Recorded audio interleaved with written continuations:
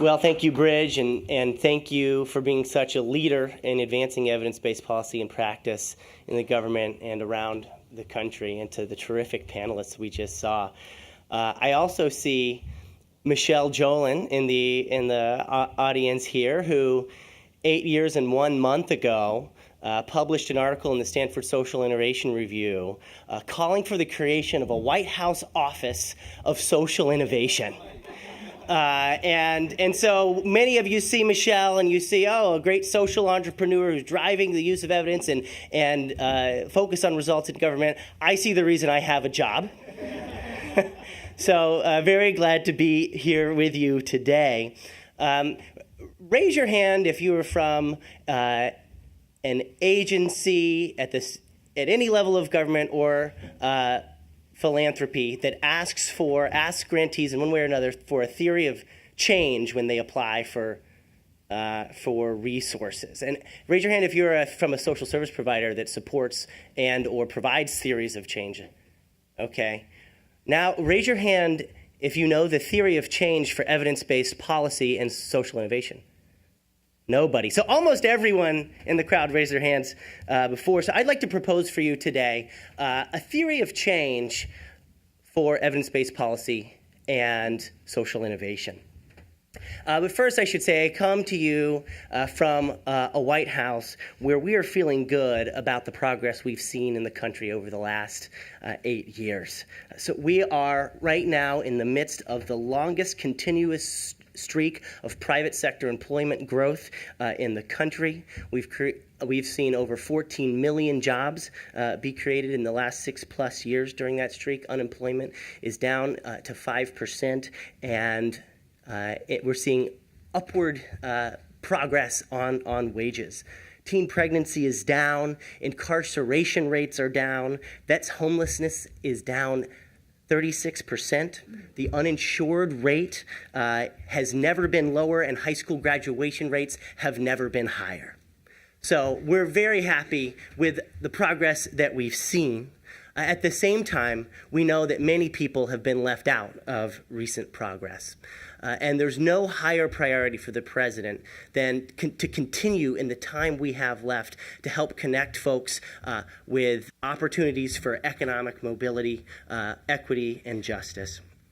And of course, one of the great tools, one of the most promising tools, is better using evidence and evaluation and having a focus on outcomes to drive better results for the communities that we're serving. And of course, our tools are resources and the policy that influences how those resources are deployed. So we spend at least $800 billion a year on social services delivery at the federal, state, and local level. So what we know about that $800 billion is, yes, it's creating tremendous impact for folks, but we also know that it's not meeting current need.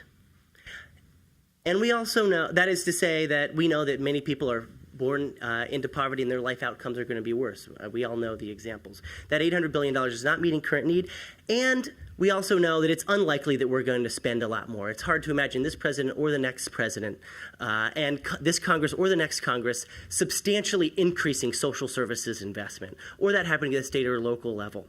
Budgets are stretched thin, and the political reality is such. So if we're not meeting current need, and it's difficult to spend more, but we want better results, the question becomes, how do we spend smarter? For us at the Office of Social Innovation, that begins with a clear-eyed focus on outcomes and achieving better outcomes. After all, the whole reason that we deploy these resources is to get better outcomes for folks. And notwithstanding the scale and purpose of our investment, we don't tend to track what these outcomes are. That puts us in an interesting situation.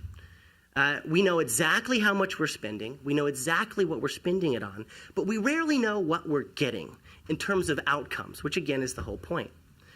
Thankfully, better access to data, stronger evidence of what works, and new approaches to funding and service delivery mean that tracking outcomes is increasingly doable and implementation of solutions that are consistently delivering outcomes is increasingly done. We see it every day in communities where evidence-based programs are being put into place. From home visiting and high-quality pre-K to solutions that are reducing homelessness and decreasing recidivism and so many more. We're moving the needle on formerly intractable challenges by implementing data-driven, evidence-based programs that are generating better outcomes.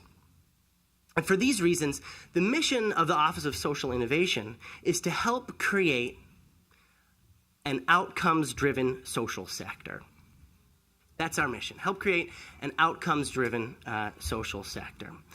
One of the main tenets of evidence-based grant making, as you all know, is that we ask for a theory, we ask grantees, applicants to state their theory of change. So we decided the Office of Social Innovation should have a theory of change. We ask federal agencies to ask that of their grantees, so we should take our own medicine. And for us, simply put, our theory of change is to find what works, fund what works, and help get the social sector ready. If any have looked at results for America's focus and policy priorities, you'll see a lot of alignment there, which is a real sort of happy coincidence, actually.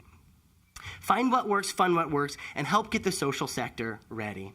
And we found this to be a simple but helpful framework for thinking about the work that we do. And so I propose it for your consideration if your organization or agency also seeks to advance better outcomes in a particular area.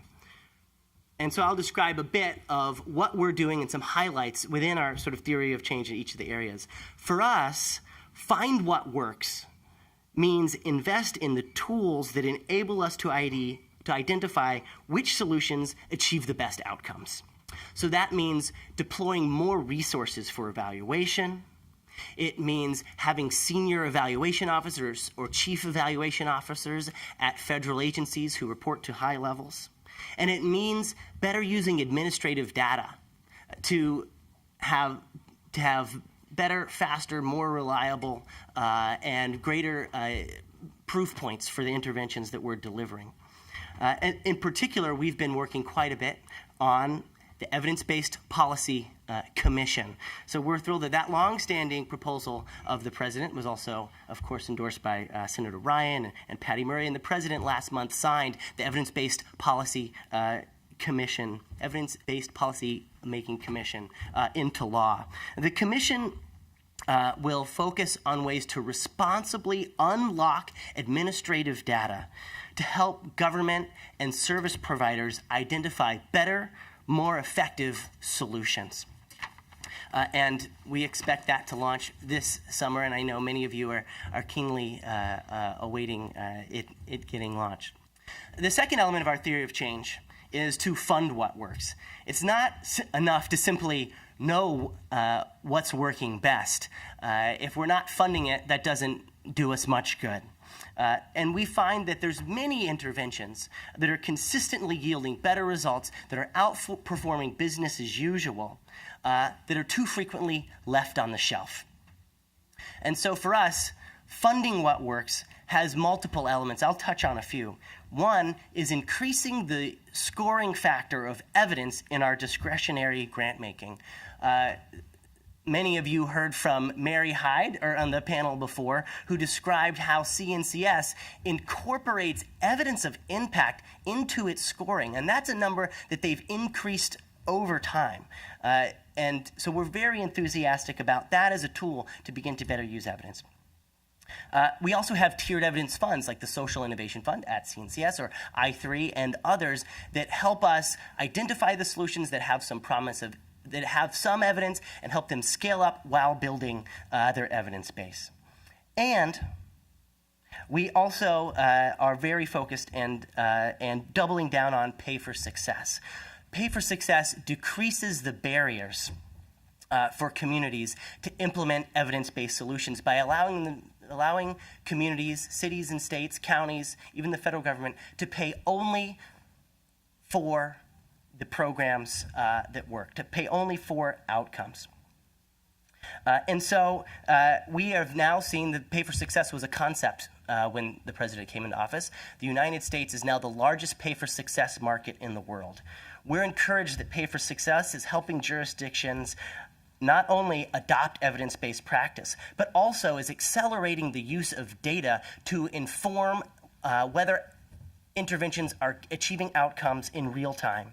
It's also contributing to the evidence base. Whether the intervention works or not, we've performed a rigorous evaluation that adds to the evidence base and helps us directionally know what works. And it's helping government become a customer for outcomes, a customer for results, which is ultimately where we want to go. We're also very happy with the bipartisan support. Not only is it the president's signature pay for success proposal, not only does Cory Booker and Joe Kennedy support it, but so does Paul Ryan and Orrin Hatch. So we're enthusiastic that our pay for success legislation has a tremendous chance of passing this year. And the third and final component of our theory of change is to help the social sector get ready for an outcomes-focused environment. Government is accustomed to paying for performance, but when it comes to the social sector, we're much more likely to pay for outputs and compliance than we are for outcomes and impact. And as a result, a lot of time that social service providers they spend time and resources on activities related to reporting outputs and compliance and bean counting. Not to say that that isn't always, sometimes there's reasons to do that, but it is also the case that much of that activity and resources isn't related closely to the outcomes that we want to see social service providers deliver or that they themselves want to see. Now, we can't expect social service providers to turn on a dime and track and be compensated for their outcomes.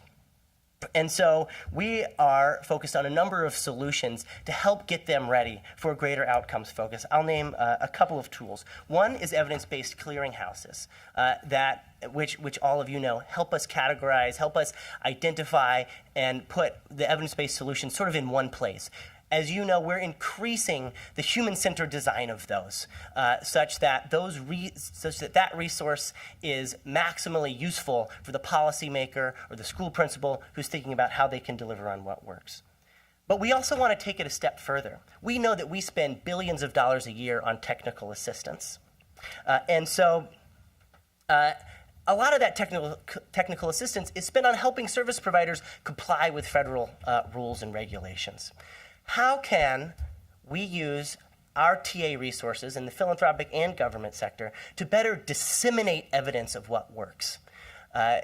Make these evidence-based clearinghouses come alive by meeting service providers where they are on the ground, where they are along the spectrum of evidence and implementation, and helping them shift their programs to what works. So that's the first part. That we believe is possible with TA, better disseminate evidence of what works. The second is help service providers better use the data that's available to them so that they can learn, course correct, and continually improve. So these are just a few examples of how we are taking our own medicine, applying a theory of change to fund what works, find what works, fund what works, and support social sector as it prepares for a greater focus on outcomes. With bipartisan support in Congress, which Results for America and so many of its partners has done so much to generate, we have doubled down and expanded on many of these solutions. At the early days of this administration, much of this was in a concept phase. Now we've got proof of concept, and we're scaling it. And we're not done yet. So keep your eyes out for continued progress throughout the rest of this administration. And we're sure that Results for America will help us with the through line to the next. Thanks very much.